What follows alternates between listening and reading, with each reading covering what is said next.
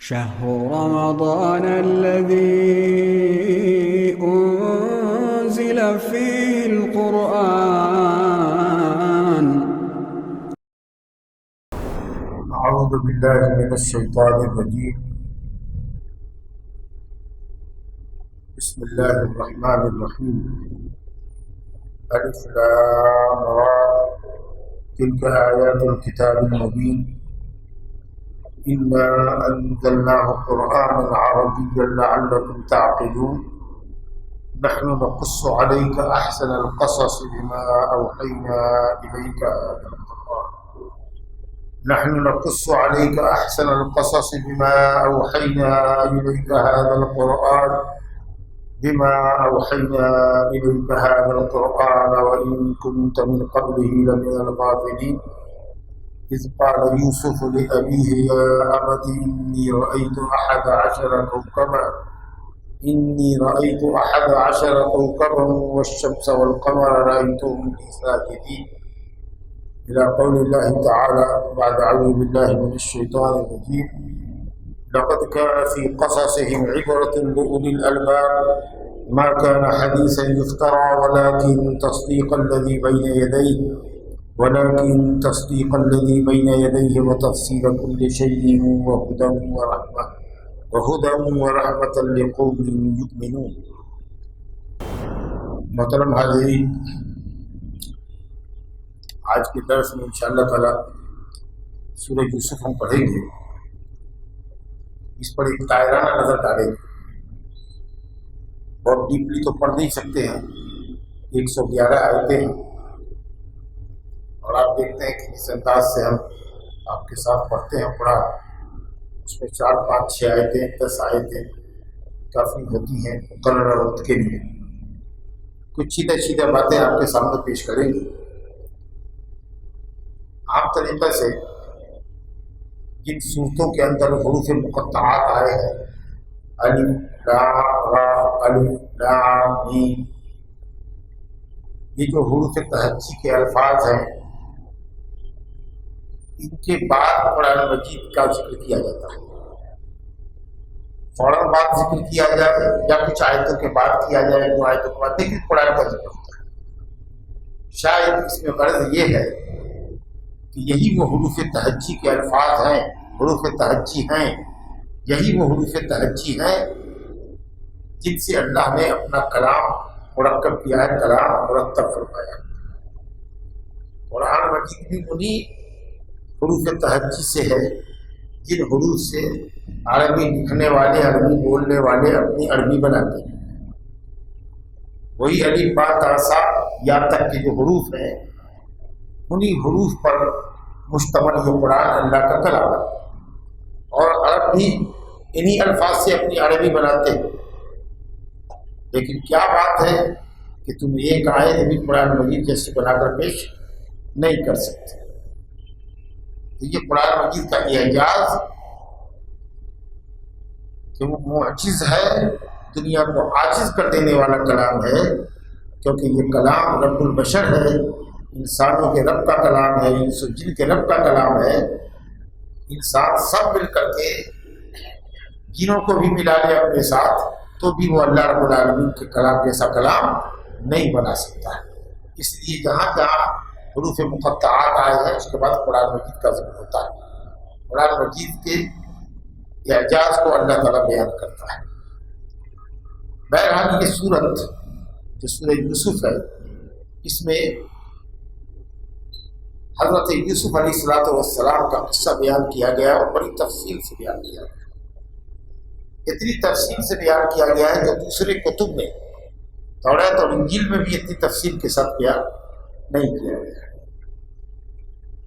اور اس کو اللہ رب العالمین نے انتہائی ترتیب کے ساتھ اور انتہائی آسان عبارت میں، عام فہم انداز میں، حسن ترتیب کے ساتھ جو بیان کیا ہے وہ اپنی مثالات. خود رب العالمین فرماتا ہے نحن نقص علیک احسن القصص، ہم تم پر بیان کرتے ہیں نقص علیک احسن القصص، بہت عمدہ طریقے سے بیان کرنا ہے. اس سے اچھا بیان ہو ہی نہیں سکتا جو اللہ رب العالمین نے جو بیان کا انداز اختیار کیا ہے اپنے کلام بلاغت نظام میں، اس سے اچھا واقعے کا سرد اور واقعے کا بیان ہو ہی نہیں سکتا۔ واقعہ چاہے جتنا اہم ہو، قصہ جتنا اہم ہو، اگر اس کے بیان کرنے کا اسلوب اچھا نہیں ہوتا ہے تو اچھا اور انتہائی اچھا اور عبرت آموز واقعہ بھی بے اثر ہو کر رہ جاتا ہے۔ لیکن اگر واقعہ اچھا ہو اور بیان کا انداز بھی بہت اچھا ہو تو بات بڑی مؤثر ہوتی ہے۔ اللہ رب العالمین نے اس واقعے کو بہت ہی عمدہ ترتیب کے ساتھ اور بہت ہی واضح اسلوب میں بیان کر دیا ہے تاکہ کہیں کوئی غموض اور اجمال باقی نہ رہے۔ یہ قصہ اپنے آپ میں بڑا عجیب و غریب قصہ ہے اور اس میں بڑے اتار چڑھاؤ باپ کے گود سے لے کر اور شفقت اور لاڈ پیار سے لے کر ایک آدمی جنگلات میں جاتا ہے اور پھر وہاں سے جنگلات سے خشک سے چلا آتا ہے پھر کنویں کے اندر، پیار سے محبت کی دنیا سے نکل کر آزمائش کی دنیا میں آتا ہے، آزمائش سے لے کر آزمائش تک آتا ہے، غلامی سے لے کر بادشاہی کے دربار تک پہنچتا ہے، بادشاہی کے دربار سے لے کر کے جیل کی کوٹھری تک پہنچتا ہے، پھر وہاں سے آ کر کے منسٹری میں پہنچتا ہے، پورا خاندان بکھرا ہوا ہے وہ یکجا ہوتا ہے اور انتہائی اعلیٰ آداب اخلاق اور حضرت یوسف علیہ السلام کے اخلاق حمیدہ کا اللہ نے ذکر فرمایا۔ تو یہ اپنی نوعیت کے اعتبار سے بڑا زبردست واقعہ ہے اور قصہ ہے۔ قصے کی تفصیل تو قرآن مجید میں بیان ہے، آپ حضرات ترجمے سے پڑھیے۔ قصہ یہاں سے شروع ہوتا ہے، اللہ تعالیٰ کہتا ہے وَإِذْ قَالَ یوسف، یاد کرو اس وقت جب یوسف نے کہا تھا۔ یہ یوسف کون ہے؟ نبی کے بیٹے، نبی کے پوتے ہیں، نبی کے پڑپوتے، یوسف ابن یعقوب ابن اسحاق ابن ابراہیم، کریم ابن الکریم ابن الکریم ابن الکریم، انتہائی بزرگ آدمی، انتہائی بزرگ خاندان سے، نبوت کے خانوادہ سے تعلق ہے، خود بھی نبی۔ خیر الناس، دنیا میں اچھے لوگوں کو متعلق نبی سے پوچھا گیا کہ من خیر الناس یا رسول اللہ، قال یوسف کریم ابن الکریم ابن الکریم ابن الکریم، پوری نسل شرفا کی، انبیاء کی۔ پھر لوگوں نے کہا کہ نہیں، وہ ہم نہیں پوچھتے، ہم خاندان عرب کے قبائل کے متعلق پوچھتے ہیں۔ تو کہا کہ وہ لوگ جو عرب کے قبائل میں اچھے ہیں، اگر وہ مسلمان ہو جاتے ہیں اور دین کی سمجھ حاصل کر لیتے ہیں تو وہ بہتر ہے۔ خاندان چاہے جتنا بڑا ہو لیکن اگر دین سے محروم ہے اور دین کی سمجھ سے محروم ہے تو کوئی بھلائی ان کے اندر نہیں۔ خیارکم فی الجاہلیہ خیارہم فی الجاہلیہ خیارہم فی الاسلام اذا فقہوا، اچھے لوگ وہ ہیں جو جاہلیت میں بھی خاندانی اعتبار سے اچھے تھے، مسلمان بھی ہوئے اور دین میں انہوں نے دین کی تفقہ اور دین کی سمجھ بھی انہوں نے اختیار کی۔ چلیے، تو حضرت یوسف کے اس واقعے کو یاد کرو جو جب انہوں نے باپ سے کہا تھا کہ ابا جان میں نے ایک خواب دیکھا ہے کہ 11 ستارے ہیں اور ایک سورج ہے اور ایک چاند ہے جو مجھے سجدہ کر رہا ہے۔ خواب بہت اونچا تھا، بہت خواب اعلیٰ تھا۔ عام طریقے سے عجیب حال ہے کہ جب آدمی خواب دیکھتا ہے اس کی تعبیر جاننے کی بڑی جلدی کوشش کرتا ہے، ایسا لگتا ہے جیسے پرندہ ایک پیر پر کھڑا ہوا ہے، دیر تک ٹھہر نہیں سکتا۔ اور جب خواب کی تعبیر ہوتی ہے تو اس کے بعد وہ لوگوں سے کہتا کرتا ہے۔ حدیثوں میں ہے کہ اگر خواب اچھے ہوں، تعبیر اچھی آئے تو کسی کو بھی مت کہو، انتہائی قریبی آدمی سے کہو جو سن کر خوش ہوگا، تمہیں دعائیں دے گا۔ عام آدمیوں سے مت کہو، اب برا خواب ہو تو کسی سے مت کہو، تو اس کے شر سے بچ جاؤ گے۔ باپ نے جب بیٹے سے یہ خواب سنا تو سمجھ گیا باپ یہ بہت اونچا خواب، اور یوسف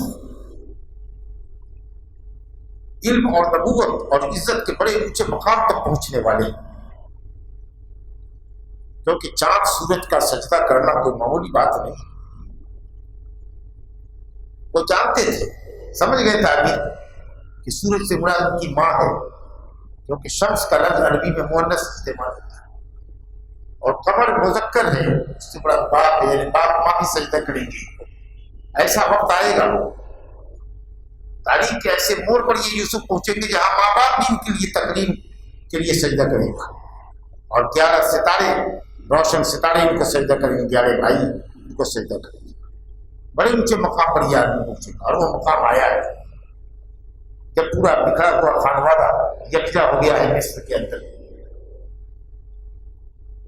تو خواب چونکہ بہت اونچا تھا، بہت اعلیٰ تھا، تو حضرت یعقوب نے بیٹے سے کہا یوسف سے کہ اس خواب کا ذکر اپنے بھائیوں سے مت کرنا، ورنہ وہ تم سے حسد کریں گے۔ اس کا مطلب یہ ہوا کہ بھائی بھی بھائی سے حسد کرتا ہے، اور خاص کے جب سوتیلے ہوں تب، باپ ایک ہو اور ماں دو۔ ایک باپ ہی ہے جو اپنے تمام بیٹے بیٹیوں کی بھلائی چاہتا ہے، ہر باپ یہ چاہتا ہے کہ اس کا بیٹا اس سے اچھا ہو، اس سے سپیریئر ہو، لیکن شاید سگا بھائی اتنا نہیں چاہتا، اور سوتیلا تو بالکل بھی نہیں چاہتا۔ عام آدمیوں کا تو ہاتھ چھوڑ، یہ صرف ماں باپ کا دل ہے جو چاہتا ہے کہ میرا بیٹا مجھ سے اچھا ہو۔ تو آپ نے بھائیوں سے مت کرنا، ورنہ تم ان کی حسد کا شکار ہو جاؤ۔ معلوم یہ ہوا کہ اچھا خواب ہر کسی نے کہنا نہیں چاہیے، بھائیوں تک سے نہیں کہنا چاہیے، وہ تمہارے خلاف مکر و فریب کریں گے، اور اس مکر و فریب پر شیطان ان کا معاون اور مددگار ہوگا۔ اللہ تعالیٰ تم کو چننے والا ہے، بہت اونچا مقام دینے والا ہے، اور سب سے بڑا چننا اور انتخاب اور اجتباء نبوت کے لیے، اور اس کے بعد بھی بہت عزت کا مقام ملے گا دنیاوی اعتبار سے۔ اب یہ واقعہ جس کو خود قرآن نے کہا ہے احسن القصص، اور اللہ تعالیٰ اس میں کہتا ہے کہ یوسف اور اس کے بھائیوں کے واقعے میں آیات للسائلین، پوچھنے والوں کے لیے بھی نشانیاں ہیں، بہت ہی بڑھت ہے اس واقعے کے اندر، بہت ہی بڑھت ہے۔ اب وہ سب گاہے بگاہے آپ دیکھیے گا تو حضرت یوسف علیہ السلام کو اور ان کے بھائی بنیامین کو، جو دونوں ایک ماں سے تھے، حضرت یعقوب علیہ السلام بہت پیار کرتے تھے، اور دوسری بیوی سے جو ان کے اور بیٹے سب تھے، 10 بیٹے جو بالغ ہو چکے تھے، یقیناً باپ ان سے بھی پیار رہا ہوگا، لیکن زیادہ پیار حضرت یوسف سے تھا، اور اس کے بعد ان کے بھائی بنیامین سے تھا۔ یہ جو باپ کا لاڈ اور پیار دیکھا بھائیوں نے، تو ان کے اندر حسد کی پٹی سلگ تھی۔ بہت ممکن ہے کہ اس خواب کا علم بھی ان کو ہو گیا ہو کسی ذریعے سے، تو چاہ کے صاحب اس کا کام ہی تمام کر دے کہ یہ مقام تک پہنچے ہی نہیں۔ تو انہوں نے یہ کہا، اپنے آپ میں مشورہ کیا کہ ہمارا باپ کھلی ہوئی گمراہی میں، گمراہی سے مراد غلطی ہے، دینی گمراہی نہیں، یہ تو کافر ہو جاتے ہیں سب، باپ تو ان کا نبی ہے۔ تو کھلی ہوئی گمراہی میں مطلب خطا بین، خطا واضح، معاملات دنیا کو سمجھنے سے قاصر ہیں۔ وہ یہ نہیں دیکھ رہے ہیں کہ ہم ان کے 10 جوان بیٹے کما کھٹا رہے ہیں، مویشیاں چرا رہے ہیں، دن بھر محنت اور مشقت کر کے گھر میں روزی روٹی مہیا کرتے ہیں، اور یہ دونوں 2 چھوٹے بچوں کو گود میں لے کر رہتے ہیں، ہر وقت لاڈ پیار میں لگے رہتے ہیں۔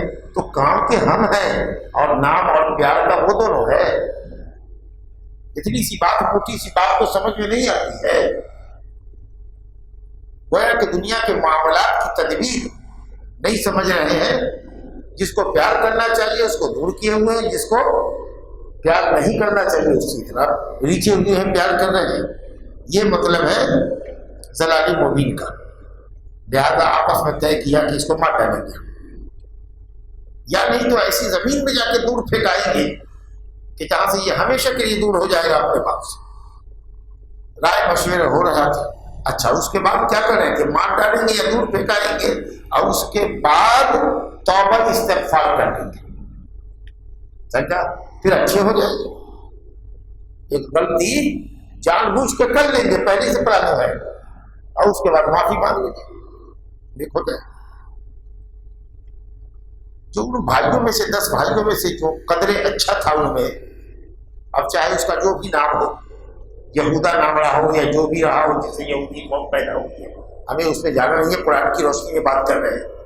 اس نے کہا کہ بھائی تم اگر چاہتے ہو باپ سے دوری ہی کرنا ہے اس کو، تو قتل کیوں کرتے ہو؟ ایسا کرتے ہیں کہ ہم لوگ اس کو کنویں میں ڈال دیتے، گرا گرا مر جائے گا، یا کوئی قافلہ آئے گا پانی لینے کے لیے کنویں میں، جب ڈول ڈالے گا پھر وہ پائے گا تو اس کو لے جائے گا کہ بچہ سمجھ کر کے، غلام سمجھ کر کے کسی بازار میں بیچ دے گا۔ قتل مت کرو، اس بات کے اوپر بات طے ہو گئی، کیا کریں ٹھیک ہے، یہ رائے اچھی، اتنا بڑا گناہ کیوں کرو گے قتل کرنے کے، کنویں میں ڈال دو۔ فی غیابت الجب، کنویں کی تاریکی میں اس کو ڈال دو، کوئی زور کے بعد تاریکی ہوگی نا، تاریکی میں ڈال دو اس کو۔ بعض سیارہ، بعض قافلہ، سفر مسافرین اس کو اٹھا لیں گے، اگر کرنا ہی ہے تو ایسا ہی کرو۔ چنانچہ اب انہوں نے باپ کو رجھایا، سمجھایا اور کہا ہمیشہ گھر میں یہ رہتے ہیں، اس کے ڈیولپمنٹ کے لیے، اس کے بدن کے لیے، اس کے دماغ کے کھلنے کے لیے اس کو چلنا چاہیے، گھومنا چاہیے، اس کو ذرا سا جنگل جھاڑی میں جانا چاہیے، بھاگے گا دوڑے گا تو تھوڑا ایکٹیو ہوگا، کیا گھر میں بیٹھ کر کے اس کو رکھ کر کے ڈل بنا رہے ہیں ایسا ویسا کر کے۔ باپ نے کہا کہ کیسا میں مجھ کو اس کی جدائی برداشت نہیں ہوتی ہے، تم کہیں لے جاؤ گے تو مجھ کو اطمینان نہیں ہے، اب مجھے اس بات کا ڈر لگتا ہے کہ بھیڑیا کہیں کھانا چاہے جنگل کے اندر، سمجھا گیا؟ کیا بات تھی کہ جو خطرہ باپ نے ذکر کیا تھا اسی خطرے کو بیٹوں نے بھی پیش کر دیا۔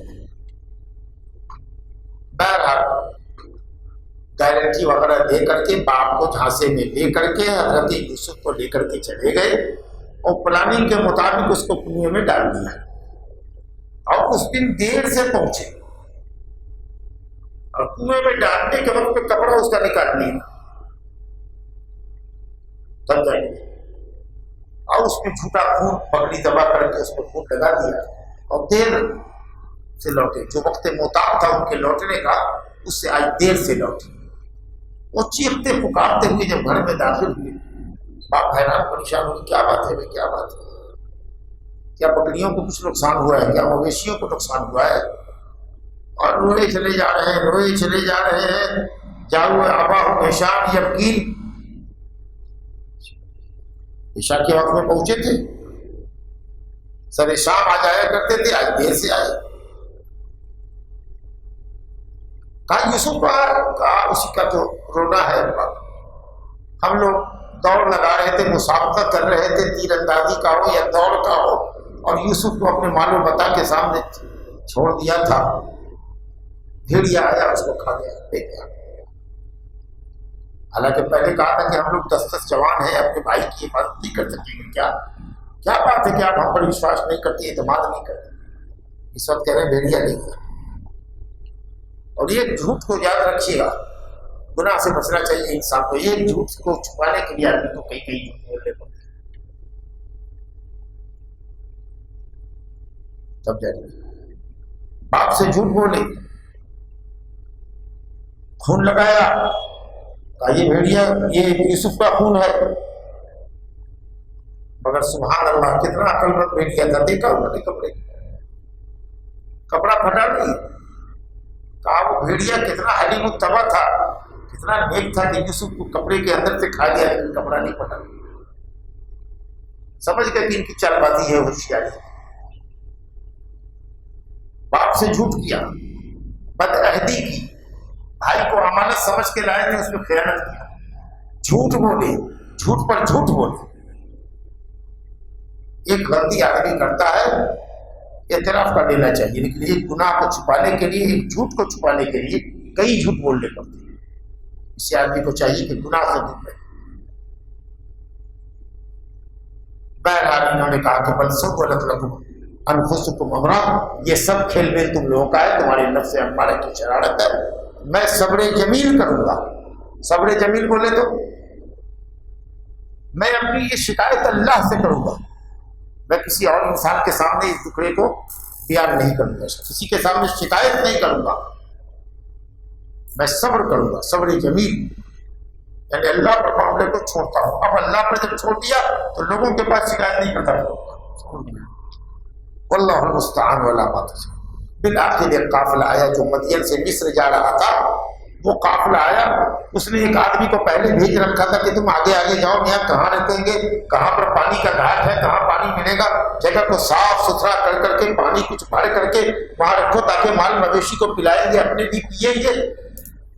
ایک شخص کو آگے بھیج رکھا تھا جگہ دیکھنے کے لیے، اس نے جگہ دیکھ کر کے دیکھا کہ صاحب ایک بیابان ہے، اس کے اندر ایک کنواں ہے، آبادی سے کافی دور، یہ لگتا ہے کہ مال مویشی کے پانی پلانے کے لیے ہے یا کوئی قافلہ والا گزرتا ہوگا تو اس کے پینے کے لیے واسطے ہے، شہر کے لوگ عام طریقے سے یہاں پر نہیں پیتے۔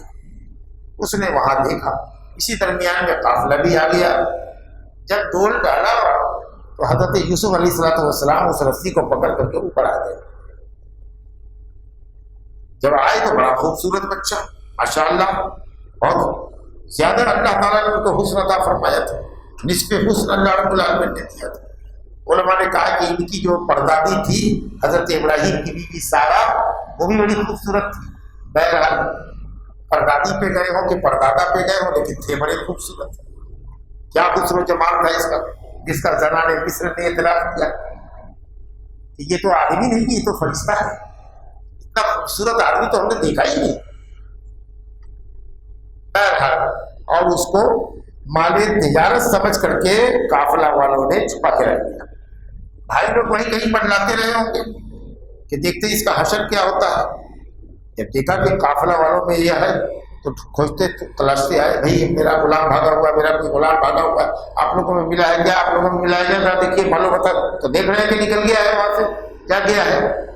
اس کے بعد صاحب یوسف مل گیا تو کہا کہ بھئی یہ ہمارا بھگوڑا غلام ہے، لیکن ہم اس کو نہیں رکھتے، ٹھیک ہے، سمجھا کہ یہ چھپ کر کے بیٹھا ہوا تھا اس میں، اب تم لوگ کو مل گیا ہے کہ چلو کچھ پیسہ ویسا دے کر کے معاملہ ختم کرو، علی جا کر کے اپنا دور دراز شہروں میں جا کے بیچ اور شروع بسم مقصد دراہم معدودہ، چند درہموں کے عوض قائد کو بیچ کے ختم۔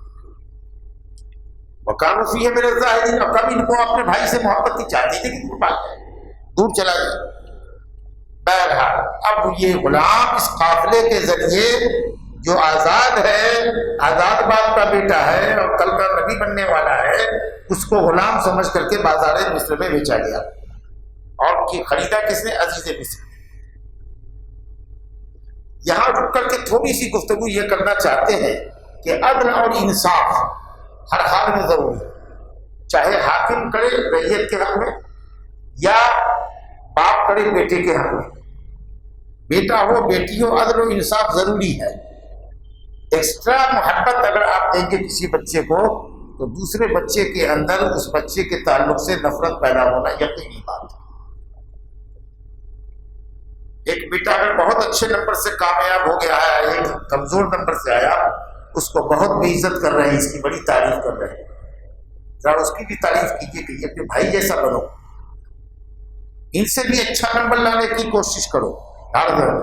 تم خالی کھیلتا رہتا ہے، مردود کچھ نہیں کرتا ہے، ستیہ ناش ہے، تم ایسا ہے ویسا ہے، اس کو اپنے تیز بھائی کے لیے دشمنی ہو جائے گی۔ ایسا لگتا ہے کہ حضرت یوسف علیہ السلام نے کچھ بہت زیادہ پیار اور لاڈ اپنے بیٹے یوسف سے کیا تھا یعقوب نے، جس کی وجہ سے یہ دشمنی بڑھ گئی۔ تو اولاد کے درمیان اس بات کا خاص لحاظ رکھنا چاہیے تاکہ یہ صورتحال پیش نہ آئے۔ واللہ اعلم۔ بالآخر گئے، عزیز مصر نے خریدا، اور دیکھیے اب یہاں سے عزت کیسی ہو رہی ہے، کتنی اچھی فراست ہے، دور اندیشی ہے عزیز مصر کی۔ اس نے بیوی سے کہا اکرمی مسوا، اس کو اچھی طریقے سے رکھو، اس کا بستر اچھا کرو، اچھے مکان میں رکھو، اچھا بستر دو، تکیا دو، خوب بڑھیا سے کھلاؤ پلاؤ، کبھی ضرورت ہوگی تو اس غلام کو بیچیں گے تو اچھی قیمت ملے گی۔ بڑا تیز تلار، بڑا اچھا بچہ لگ رہا ہے، ذہانت بہت ہے اس کے اندر، خوبصورتی بہت ہے، یا نہیں تو بیٹا ہی بنا کر کے رکھے گا، بڑھاپے میں دونوں میاں بیوی کو لگتا ہے کہ بچہ نہیں تھا، اگر نہیں ہوا بچہ تو تیسری کو بیٹا بنا لیں گے۔ یہ دور اندیشی جو تھی، حضرت عبداللہ بن مسعود کہتے ہیں کہ 3 آدمیوں کی دور اندیشی بڑی مشہور ہے۔ ایک تو اس عزیز مصر کی، جس نے یوسف کو دیکھ کر کے بہت دور کی سوچی اور کہا کہ اس کو بیٹا بنا لیں گے، جس کے ذریعے اللہ کو فائدہ دے گا، نفع پہنچائے گا۔ اور دوسری وہ دونوں بچیاں، بچیوں کا باپ، جن کی بکریوں کو حضرت موسیٰ نے پانی پلایا تھا، تو بچی نے یہ کہا تھا کہ بابا بڑا طاقتور اور بڑا امانتدار انسان ہے، اس کو بکری چلانے کے لیے نوکری پہ رکھ دیجیے۔ تو لڑکیوں کا یہ پرپوزل جو باپ کو ہوا، جس کو لوگ کہتے ہیں شعیب علیہ السلام کی بیٹی آتی، حالانکہ شعیب اور موسیٰ کے زمانے میں بڑا فرق ہے، وہ حضرت شعیب نہیں تھی، تو یہ فراست بہت دور کی نکلی۔ شادی کی، باقاعدہ 10 سال انہوں نے بکریاں پالی، بیوی کو لے کر نکلے، وقت کے جلیل القدر پیغمبر۔ اور تیسری فراست جو قابل تعریف ہے وہ سیدنا ابو بکر صدیق رضی اللہ عنہ کی فراست ہے کہ انہوں نے اپنے بعد جاتے جاتے خلیفہ حضرت عمر فاروق کو نامزد کر دیا، کہا کہیں ایسا نہ ہو کہ پھر خلافت میں جھگڑا کھڑا ہو۔ اس وقت امت کو اس انتشار کے وقت میں کہ مختلف قبائل مرتد ہو رہے ہیں، کوئی زکوٰۃ نہیں دے رہا ہے، کوئی کچھ نہیں دے رہا ہے، ایسے وقت میں عزم اور ہمت کا کوئی اگر پہاڑ ہے تو حضرت عمر ہے۔ وہ حالات کو حضرت عمر اللہ کے فضل و کرم سے ہی سنبھال سکتے، دوسرے کے بس کا ہاتھ نہیں ہے۔ اسی لیے خلیفہ نے نامزد کر دیا کہ میرے بعد خلیفہ کون ہوگا؟ حضرت عمر۔ ماشاء اللہ 10.5 سال کی حکومت میں دور دور تک دنیا میں انہوں نے عرب کی دنیا میں اسلام پھیلایا اور عدل و انصاف کا ایسا ماحول قائم کیا کہ لوگ کہتے ہیں یہ گھاٹ پر شیر اور بکری کو پانی پلانے کی مثال صادق آئی حضرت عمر فاروق کے زمانے میں۔ مستدرک حاکم میں ذکر کیا حضرت عبداللہ بن مسعود کے اس قول کو۔ اب بچہ خیر سے کھاتے پیتے ماشاء اللہ شاہانہ پرورش کے اندر عزیز مصر کے یہاں بالغ ہوا، جوان ہوا۔ جب اپنی قوت شباب کو پہنچا، اپنی مکمل جوانی کو پہنچا، تو جو اس گھر کی مالکہ تھی عزیز مصر کی بیوی، جو یوسف کی مالکہ تھی، وہ حضرت یوسف کے حسن پر، اس کی جوانی پر ایسی فریفتہ ہوئی کہ اس نے ڈورے ڈالنے شروع کر دیے، اور ایک وقت ایسا آیا کہ اس نے حد کو پار کر لینا گوار کر لیا، اور اس کے لیے گوار بند کیا اور کہا ہے طرف ہماری طرف آؤ۔ گھر سناٹا ہے، تنہا ہے، عورت جوان ہے، مرد جوان ہے، ظاہر ہے کہ بادشاہ عزیز مصر کی بیوی گورنر کی بیوی ہے، بڑی خوبصورت ہے، سارا کچھ ہے، سمجھا کہ نہیں؟ نتیجہ یہ ہوا کہ اور بھی جس طریقے سے عورتیں رجھا سکتی ہیں ایک نوجوان کو رجھایا گیا۔ آپ تو نبی تھے یا نبی بنائے گئے، اللہ کہتا ہے کہ جب بالغ ہوئے اور اپنے رشد کی منزل پر آئے تو آتینا ہو حکم و علم، تو ہم نے ان کو نبوت عطا فرمائی اور علم عطا فرمایا، خاص کر تعبیر رویا کا علم عطا فرمایا۔ تو بہرحال بڑے اقتضاء بشریت خلاصہ یہ ہے کہ اس نے تو حد سے گزرنے کی سوچ ہی نہیں، طے ہی کر رکھا تھا، ہمت بھی وہ ہم بہا، اور حضرت یوسف کے دل میں بھی ارادہ بد پیدا ہو گیا، باقتضاء بشریت ان کا نفس بھی مائل ہو گیا۔ لولا را برہان ربی، اگر رب کی برہان نہ دیکھتے تو حد سے یہ بھی گزر جاتی۔ اگر یہ کہیں کہ خواہش نفس ہی پیدا نہیں ہوئی تو یہ کمال نہیں، کمال یہ کہ خواہش نفس پیدا ہو لیکن اللہ کے خوف سے آدمی اپنے نفس امارہ کو کچل دے اور برائی سے باز آ جائے، یہ بڑا کمال ہے۔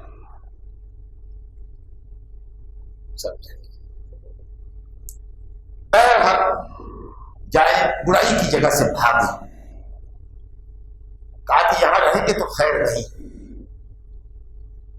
جتنا قریب کا معاملہ ہے کہ یہ عورت کچھ نہ کچھ زبردستی کرے گی، اس کی نیت اچھی نہیں، بھاگ گئے حالات۔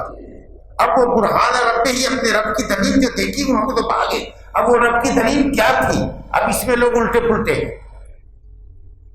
ہاتھ کانپنے لگا تو باپ آ کے کھڑا ہو گیا، تو دانتوں تلے انگلی باپ دکھا رہا ہے کہ کیا کر رہے ہو تم، کس کے ساتھ غداری کر رہے ہو، تم نبی ہونے والے ہو، تم یہ ہو، تو اوپر دیکھا تو گناہ کی آیت پڑھی تو دیوار پہ دیکھا۔ اللہ نے کچھ نہیں بتایا ہے، حدیث میں کہیں کچھ نہیں۔ اللہ تعالیٰ کے منتخب بندے تھے، اللہ نے اپنے فضل سے بچا لیا۔ اگر اللہ نے نہ بچایا ہوتا تو بچنے کی کوئی صورت نہ تھی۔ اسے لپیٹ دیجیے، کچھ دلیل اللہ نے ایسی دکھائی جس سے یہ بھاگی، اور بھاگے تو عورت نے پیچھا کیا اور دروازہ بند تھا، دروازہ تک آتے آتے اسے جو زور سے پیچھے سے کھینچا تھا وہ کپڑا پھٹ گیا۔ مگر اتفاق سے دروازہ کھولنے میں کامیاب ہو گئے، چھینا جھپٹی میں، اور جیسے ہی دروازہ کھلا تھا الفیا سیدہ الباب، عورت نے اپنے شوہر کو ضرور لے پایا۔ اس نے مالک کو اور شوہر کو بھی سید کہتے ہیں اور مالک تو سید ہے یہ۔ اب قبل اس کے کہ صاحب یوسف کچھ بولے، عورت جو گنہگار تھی اس نے جلدی سے یہ کہا کہ اس شخص کی کیا سزا ہے جو آپ کے اہل کے ساتھ برائی کا ارادہ رکھتا تھا۔ ہوشیار تھی، یہ نہیں کہا کہ برائی کیا، برائی تو اصل میں ہوئی بھی نہیں ورنہ شوہر کی نگاہ سے گر جاتی۔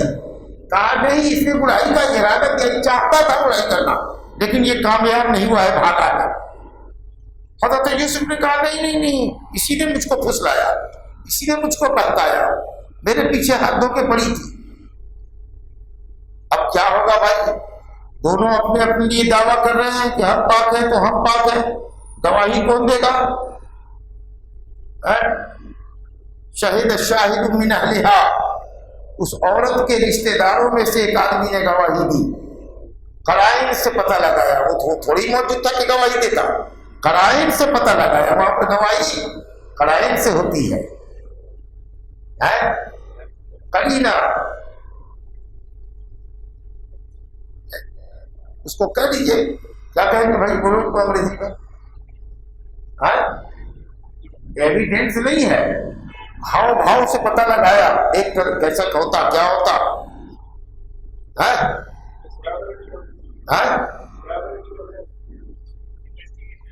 انویسٹیگیشن، بہرحال قرینے سے پتہ لگایا، ایسی چیز جو انسان کو رزلٹ تک پہنچاتی ہے، جیسے سی بی آئی آتی نا، خون ٹیسٹ کرتی، ادھر ٹیسٹ کرتی، ادھر ٹیسٹ کرتی، یہاں سے ایویڈنس لیتی، وہاں سے ایویڈنس لیتی، اس کے بعد ایک نتیجے پر پہنچتی، صحیح یا غلط۔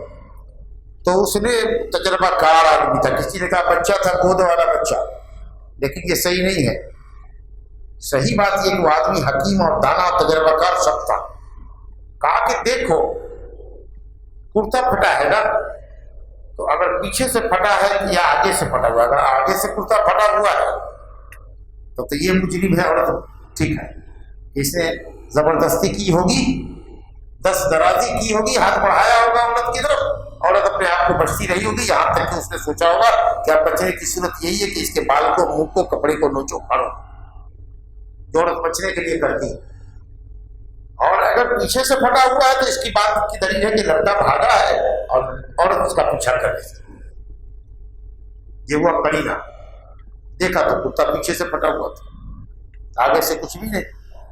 میاں بیوی میں جھگڑا ہو کہ یہ سامان میرا ہے کہ میرا ہے، تو کیا فیصلہ کیجیے گا؟ دیکھیں گے کہ وہ کام مرد کا، وہ چیز مرد کے کام آنے والی ہے یا عورت کے کام آنے والی ہے؟ جی اگر مرد کے کام آنے والی چیز ہے تو کہیں گے نہیں اس کا، اور عورت کی چیز ہوگی تو عورت کے بھی کام آئے گی۔ جی بہرحال عزیز مصر بھی ہوشیار تھا، خبردار آدمی تھا، سمجھ گیا کہ چالاکی میری بیوی کی، مگر کہا کہ یوسف تم ہوشیار آدمی، اعراض کرو، بھول جاؤ اس قصے کو، کہیں بولنا اڑنا نہیں، یہ کہنا چاہتے ہیں، کہیں بولنا اڑنا نہیں۔ اور کہا کہ تمہاری بدکاری ہے، عورت کو کہا کہ تمہاری بدکاری ہے، تم ہم کو جھانسا نہیں دے سکتی۔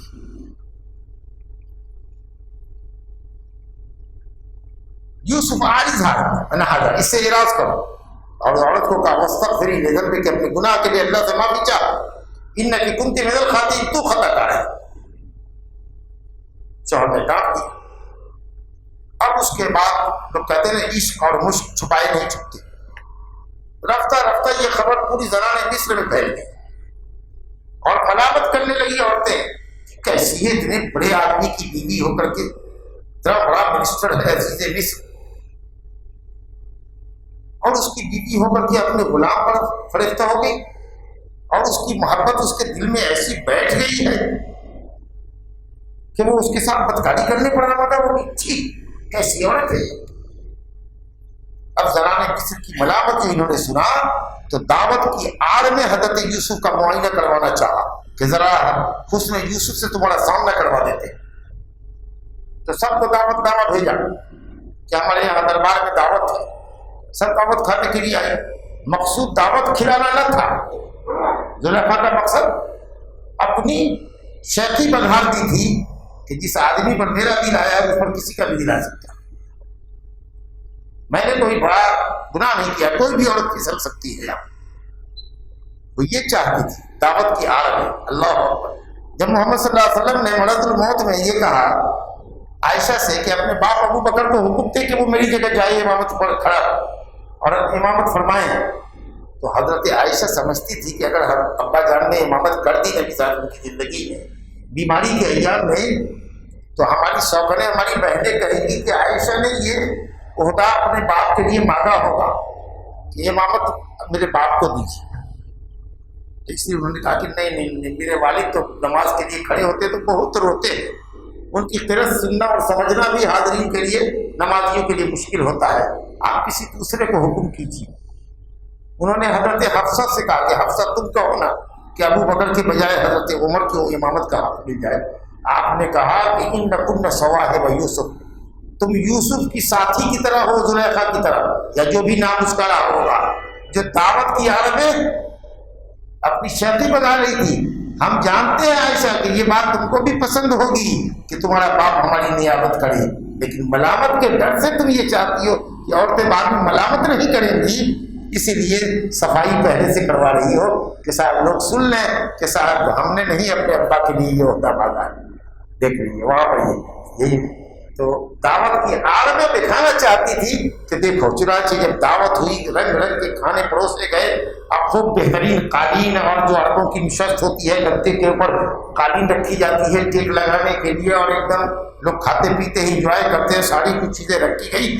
تو اس میں چھری اور کانٹے سے بھی کھانے کی کچھ چیز تھی, کچھ پھل فروٹ رہا ہوگا ترچا ٹائپ کا, یا سنترا رہا ہوگا جس کو کھانے کے لیے انہوں نے کھایا ہوگا. اور یہاں سٹنگ تھی مالکہ کی کہ دیکھو میرا اچھی آئے گا یا کوئی میری خادمہ آئے گی تو تم بن ٹھنڈ کے. یہ تو ایسے ہی اللہ نے جو جمال دیا ہے یہ انسان کو مبہوت اور حیران کرنے والا ہے, اور اس میں بھی باقا نوجوان اگر بن ٹھنڈ کے اچھا کپڑا شاہی لباس پہن کے نکلے تو کیا لگے گا, سمجھا کہ نہیں. اور کہا کہ ادخل علیہن, داخل ہو. اور جیسے ہی یہ نوجوان داخل ہوا حضرت یوسف دیکھتے ہی عورتیں رہ گئی, ان کی آنکھیں خیرہ ہو گئی, چوتیا گئی, اور انہوں نے عالم وارفتگی میں جو دیکھ کر کے گم ہوئی تھی انہوں نے اپنی انگلیاں کاٹ ڈالی. ہل سے کٹ کر کے انگلیاں کٹ گئی لوگوں کی, عورتوں کی, لیکن ان کو احساس ہوا, ایسا گم ہوئی, اور کہا کہ سبحان اللہ, یہ انسان نہیں یہ فرشتہ ہے. اللہ کہا کہ یہی وہ نوجوان ہے جس کے تعلق سے تم ہم کو ملامت کر رہی تھی. کیا ہوا؟ ایک نظر دیکھ کر کے اپنے ہوش و حواس کھو بیٹھی, اور جو ہر وقت دیکھتی ہوگی وہ اپنے آپ پر کیسے قابو رکھ سکے گی بتاؤ. کہاں زلیخا مان گئے, کوئی بھی صبر نہیں کر سکتا. اب شیخی اور بڑھا رہی ہے, سینہ ٹھوک کے کہہ رہی ہے کہ دیکھو میں نے اس کو پھسلایا ضرور تھا, اب میں کہہ دیتی ہوں کہ میں نے اس کو ضرور پھسلایا تھا, لیکن یہ بچ نکلا. اور پھر میں تم سب لوگوں کے سامنے کہہ دیتی ہوں کہ اگر یہ میری بات نہیں مانتا ہے اور میرے پاس بستر نہیں آتا ہے تو یہ دیکھے گا کہ میں اس کو قید خانے تک پہنچوا دوں گی اور یہ ذلیل ہوگا. اللہ جب دیکھا اتنا بڑا عزم پختہ ہے تو حضرت یوسف نے دعا کی, اللہ قید خانے ہی میں بھجوا دے, یہاں رہ کر کے بچنا مشکل ہے. پاپ کرنے سے اچھا ہے تکلیف برداشت کرنا, دنیا کی شدت برداشت کرنا ہے, لیکن پاپ نہیں کریں گے, یہاں رہ کر بچ نہیں سکتے. سمجھا؟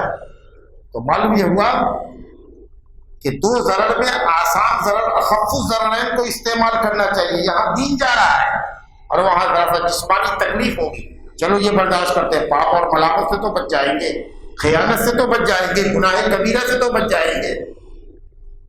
ایسے حالات پیدا ہوئے کہ عزیز مصر نے بھی یہ سوچا کہ اس آدمی کا جیل میں جانا ہی ٹھیک ہے تاکہ فتنہ شروع ہو جائے اور بات تب جائے. اب جب یہ گئے ہیں وہاں پر, اللہ اکبر, جب یہ وہاں پر گئے ہیں دو اور نوجوان تھے جو حضرت یوسف کے اخلاق سے متاثر ہوئے تھے. حضرت یوسف نے ان کو بتایا تھا کہ خواب کا بڑا علم اللہ نے ان کو دیا, نبی بن چکے ہیں جی, جوانی ہوتے ہوئے اللہ نے ان کو نبی بنایا, اس کے بعد اس عورت کے نے ڈورے ڈالے, اب یہ نبی ہیں, جیل میں ہے تو نبی ہیں. وہ دونوں نوجوانوں نے خواب دیکھا. ایک نے خواب دیکھا کہ صاحب وہ اپنے مالک کو شراب پلا رہا ہے انگور نچوڑ کر، اور دوسرے نے دیکھا کہ اس کے سر پر روٹی کی ٹوکری ہے جس کو چھیل کوے کھا رہے ہیں. آپ تو تعبیر کا اب بتایا تھا کہ آپ کو خواب کی تعبیر کا علم ہے. کہاں ہے تو بہترین تعبیر بتاؤں گا اور بہت جلدی بتاؤں گا. ابھی کھانا لگنے والا ہے، کھانا آئے گا اس سے پہلے میں بتا دوں گا.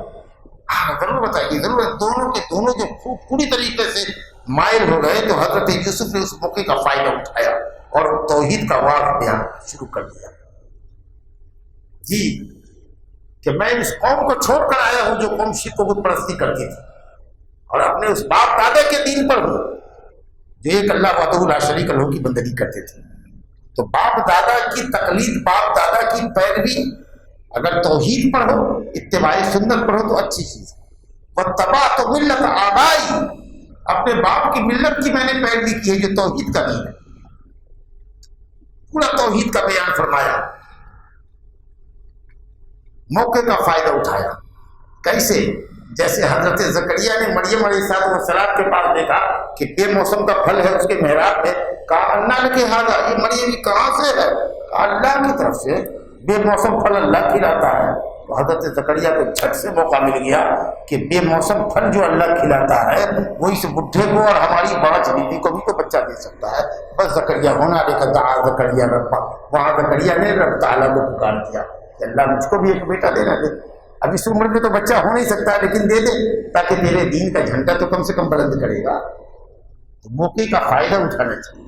حضرت یوسف علیہ السلام نے واضح بیان وہاں پر شروع کر دیا. اس کی تفصیل ہے یہاں، اور اس کے بعد تک انہوں نے بتایا کہ جو دیکھ رہا ہے کہ شراب پلا رہا ہے وہ بچ جائے گا، پھر اس کو درباری مل جائے گی، دربار میں نوکری مل جائے گی. اور جس نے دیکھا ہے کہ اس کے سر کے اوپر کی روٹیاں کھا رہی ہے وہ روٹی اس کا دماغ بھیجا ہے، بھیجا وہ سولی پہ لٹکایا جائے گا اور اس کی لاش کو دفنائے بغیر جنگل جھاڑ میں پھینک دیا جائے گا جہاں چیل چیت کوکے اس کو نوچ نوچ کھائیں گے. سمجھ گئے؟ کھانا آیا کھا لیا، تعبیر ہو گئی. اب جس کی رہائی جب ان دونوں کی ہوئی تو جس کو سمجھا تھا کہ یہ کہہ رہا ہے کہ میں نے خواب دیکھا کہ شراب پلا رہا ہوں، دربار میں جاؤں گا، تو حضرت یوسف علیہ السلام نے اس سے کہا کہ کبھی اگر ذکر چلے گا تو میرا ذکر بادشاہ کے سامنے کرنا.